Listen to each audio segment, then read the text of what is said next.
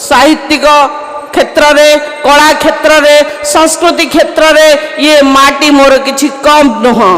आपण माने समस्ते जानिचंदी परम भक्त शिरोमणि भक्त चरण दास जी आसी एही अंचल रे आपण मानकर निज आस्थान जमेई थिले जे सुंदर भाव रे लिखि जाइचंदी मनोबोध चौतीसा जहा शंकराचार्यंकर मोह मुद्गरम ठू कौन सी गुण रे कम नुह। एवं मथुरा मंगल अच्युतानंदंकर हरिवंश एवं जो रघुनाथ महांतीर कथा कहउचंदी सी मध्य सात खंड बही लेखिकी जाइचंदी।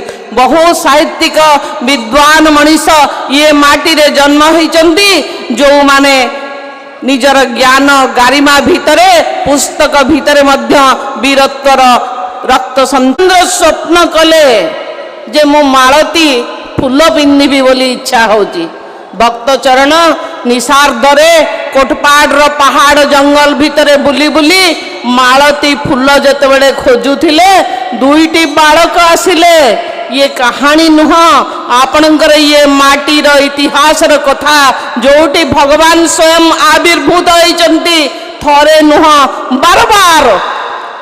एवं दुईटी बालक जगन्नाथ बड़ ठाकुर दुई भाई आसी कौन खोजुचु बोली पचारिले। कृष्ण बलराम कौन खोजुच एते राति रे ना मालती फूल ठाकुर पिंधिबा को कहले। मु आसी मालती लटारू मालती फूल संग्रह करने को आसी ना निय तुमे मालती फूल आमे तुम पैंका संरक्षित करी रखीचु। ये घटना मध्य ये इतिहास भीतर कथा जो जगार नाम एबे भी मालती मुंडिया होकर रही। तेणु वीरत्वर कथा कह नारी माने केबे कम पड़ी नहांती। प्रभावती रानी ठू आरंभ करी बसंत मंजरी देवी पर्यंत सुरमा पाढ़ी पर्यंत जेते नारी राजनीति रे अंशग्रहण करिचंदी एवं जेकोसी क्षेत्र में ये आग धाड़ी को आसीचंदी से माने अलंकृत करिचंदी निजर आसन को।